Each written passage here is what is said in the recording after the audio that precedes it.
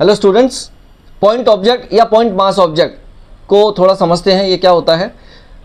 Point object से basically मतलब है उसके साइज से, यानी हम कह सकते हैं कि साइज ऑफ ऑब्जेक्ट। तो जब कोई बॉडी अपने साइज के कंपेयर में बहुत लॉन्ग डिस्टेंस को, बहुत लंबी डिस्टेंस को ट्रेवल करती है, तो उसकी मोशन को समझने के लिए हम उस बॉडी को पॉइंट ऑब्जेक्ट मान लेते हैं या पॉइंट मास ऑब्जेक्ट मान लेते हैं।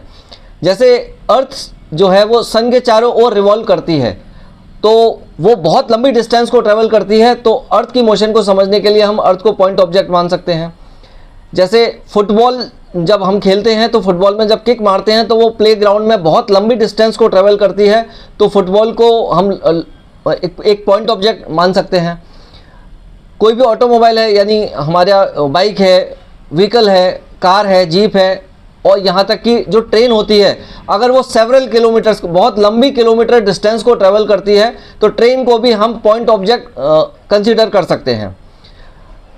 चूँकि ये माना जाता है कि पॉइंट में स्पिन नहीं होती है, तो यहाँ पर जो बॉडी है जिसको हम पॉइंट ऑब्जेक्ट कंसीडर कर रहे हैं या पॉइंट ऑब्जेक्ट मान रहे हैं, तो उसमें वाइब्रेशनल मोशन और रोटेशनल मोशन को नेग्लेक्ट किया जाएगा, यानी इन मोशंस को कंसीडर नहीं किया जाएगा।